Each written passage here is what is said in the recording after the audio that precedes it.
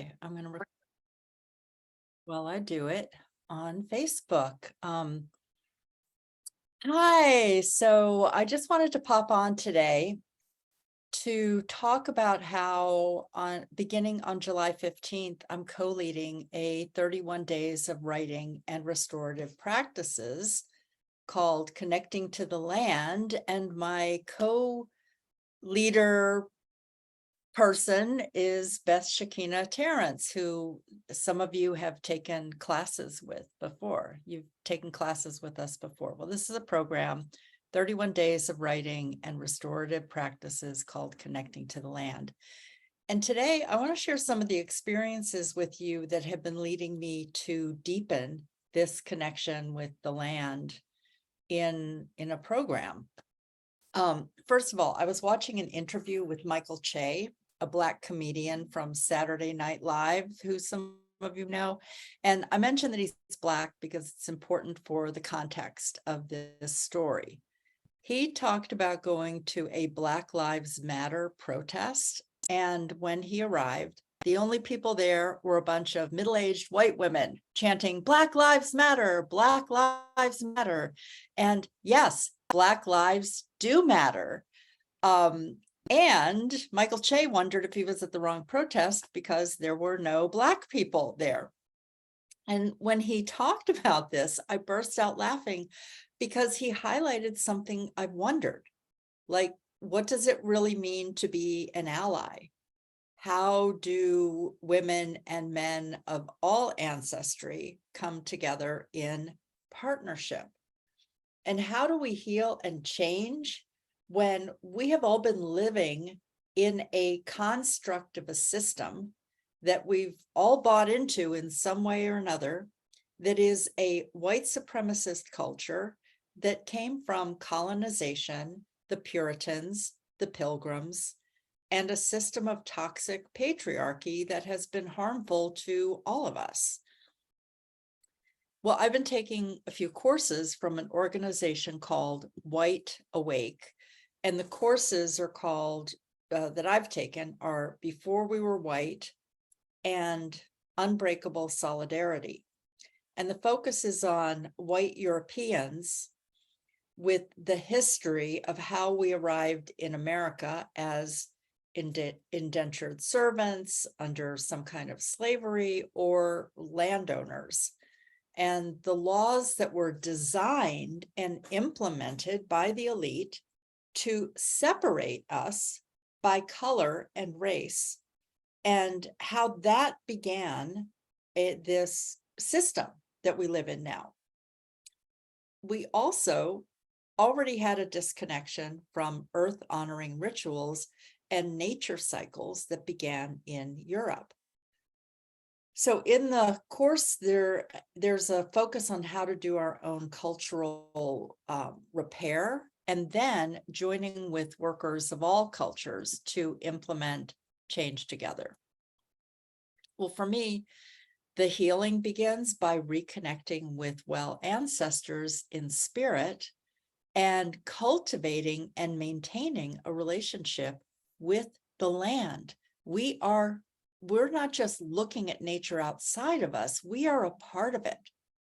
And when you feel an interconnectedness to the trees, the birds, the mountains, the oceans, and you realize that all our actions affect each other, there is a form of reparation and connection that begins to happen. And humans are a vital part of that. So during the 31 days of Connecting to the Land, which is a program that is open to men and women, I just want to emphasize, even though many of my programs are women only, this is men and women can come and be a part of this. We'll begin by choosing something in nature that you can connect with every day.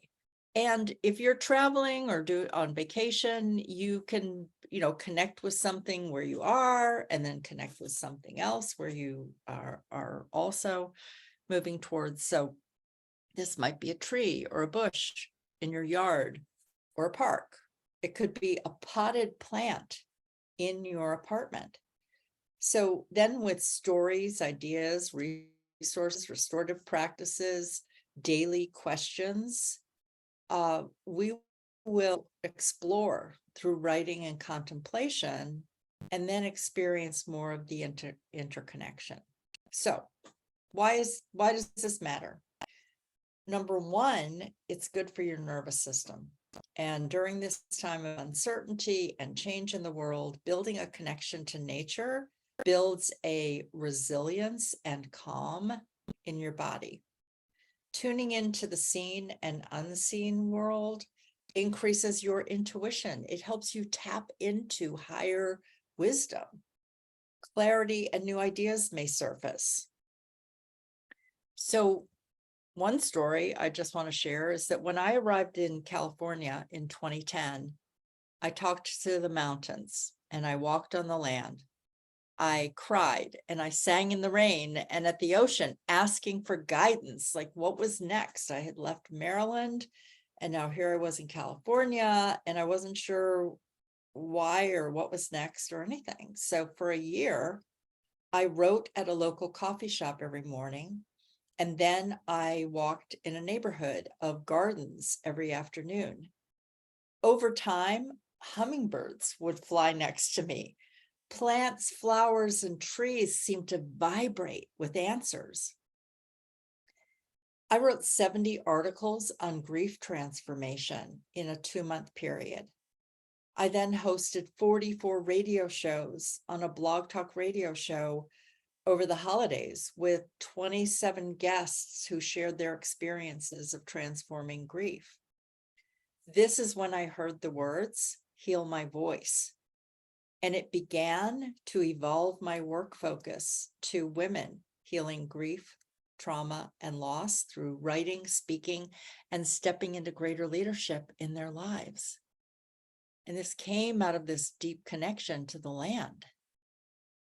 Now, I don't know what will happen in your life during the 31 days or how things will change over the next year. I just know that when a group of people join together with a particular focus, it exponentially increases the possibilities. It gives us all a place to be nourished and build inner strength during this time of change and transition on the earth. And whether or not you come into the Facebook group or you come on to the 2 Zoom calls that we'll have, if you want to connect in person, the daily posts are a chance for you to reflect and ask questions and ponder on your own. And if you want to interact, there are the Zoom calls and the Facebook Live or the Facebook group with the daily posts. So it's up to you. There's no pressure. There's no expectation. You do you. And one quote I want to read to you is that in the beginner's mind, there are many possibilities. In the expert's mind, there are few. And that's by Suzuki Roshi. So I invite you to come with a beginner's mind, to remember your experiences, to connect to the land, and be open to learning something new. The answers are within you.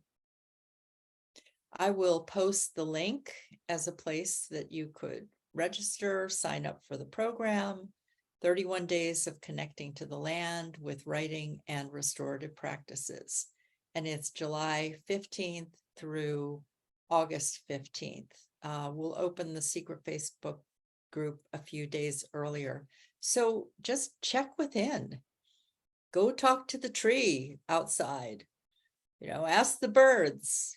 Tune within to see if this is something that is speaking to you to participate in. And the 31 days of all the information that we share with you, you have forever. So you may focus on one thing now and then focus on the other prompts years from now. So it's there. All right. I invite you, Beth invites you. We look forward to seeing who is going to show up and be with us during this time. So many blessings and much love to you. Bye now.